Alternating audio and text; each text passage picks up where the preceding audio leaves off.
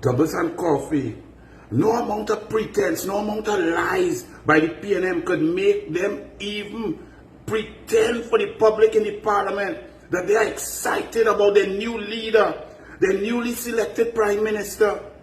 Yesterday in the parliament, newly minted PNM selected in waiting prime minister Stuart Smallpin was going to contribute on a critical bill, the extension of the SOE, and only 11 members of the PNM out of 21 were seated listening to the new inspirational unifier, the man who would take them into the election to victory. So much was the excitement, the passion, that 9 or 10 of them got up and went somewhere else rather than listen to their new leader. You see, actions speak much louder than words.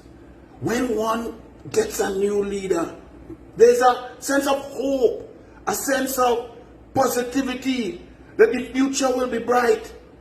I suffering with Manchester United 12 long years. But with the coming of Amorim, I feel a little breath of possibility, of hope. Once he's given the time to weed out who don't want to run and tackle, who's prima donna, who's gallery artist. You could see and hear the intelligence when Amorim talks about football. So I am excited about my new leader. I want to hear every interview Amorim does. I wouldn't go in the tea room and eat scones and drink tea while my new leader is making his basically debut contribution as the Prime Minister select of the PNM. When you get a new leader, you have hope that things will improve. Like Fatima, when we went through some doldrums, and then Father Gregory, my first prefect, when I entered Fatima in 1980, Form 1, Group 4, when he became the principal, we knew that Fatima was on the rise. And so said, so done. Academically, we lived. We came back to being a top-notch, first-choice school. Every single sport, from football to cricket, water polo, diving, hockey, rugby, basketball, everything we dominated in. Discipline, behavior. The teachers got excited. There was more passion and energy in Fatima because a new leader came. These are things that happen when you have an inspirational leader. Imagine a man, Smallpin, get up to talk and half the crew leave him there to talk to himself, to talk to the UNC. All you can tell me that right. All you can tell me that is, oh, kumbaya, we all good. It could never be. Because when you put in a man who does not deserve to be there, you don't get inspiration. Those leaders I talked about, they deserve to be there. If you even like movies with a little bit of historical context, and you like that classic movie Braveheart, remember when the Scottish clans were fighting against the wicked English king who was dominating them? They were at a huge battle on the border of Scotland and England, and the nobles who did not inspire anything because they were just about the rich getting richer and them getting more land. The armies, the clans were not united. But in rode William Wallace, who got into the fight based on a love and a passion, and he was fighting like a warrior poet. When he reached the battlefield, everybody united. Men were ready to fight with him and lay down their lives because he was inspirational. They didn't leave, half of them didn't leave the battlefield and go in the tea room. All you could tell, all you could pretend and talk all what you want. Give interview in the PNM media. But the PNM is dead and collapsed because Smallpin is not one who deserves to be the leader of the PNM. Putting Smallpin as the leader of the PNM is like you had Cordon Bleu and you're going and you're studying and the class is 40 and the worst chef, the chef that make everything taste bad, the one who's take the longest, the one who's make the most mistakes, the one who's leave the kitchen and the cooking space in a state of dilapidation, that you made that person the number one recruit or the #1 graduate of cordon bleu. Will that happen? No, the best of the best rise based on merit, on benefit. When you see, back in the day, for example, we had a coach called Jappy Chipping in swimming at Marlin Swim Club. Jappy Chipping used to be there every morning, 4:45, every evening, 5 to 8 p.m., working hard, planning workouts. We going great. And then the next man used to come in. When he feel like jump in the water, disturb the workout, do what he want, block up people, disrespect Jappy Chipping. And then them try to make he the head coach of Marlin Swim Club back in 1985.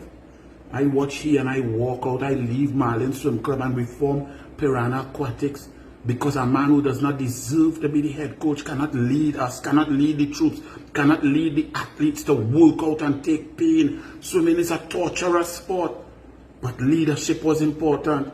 So I walk out and leave there one time because that leader was not deserving to be head coach of the swim club.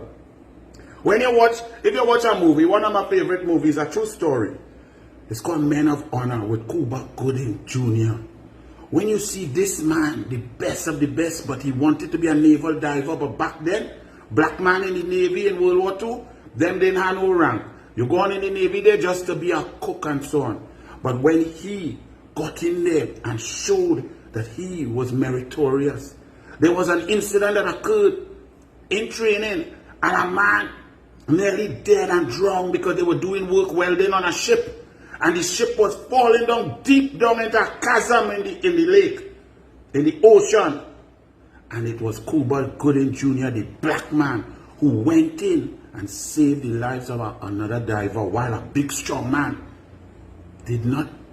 was not able to take the pressure, cried and succumbed to the fear, left his colleague there to die and came out to save himself. But because Cuba Gooding Jr., Brashear, was a black man, they gave the award to the white man who ran and left the man to death.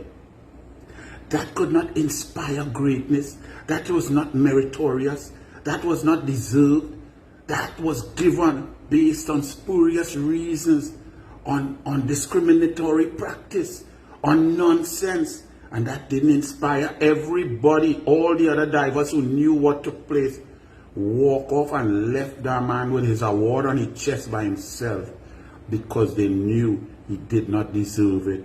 The PNM MPs walked out of the chamber, and it wasn't like they were there for a budget sitting where everybody was tired after 30 hours of sitting there. It was a short sitting, yet they left Smallpin there on his own to contribute by himself.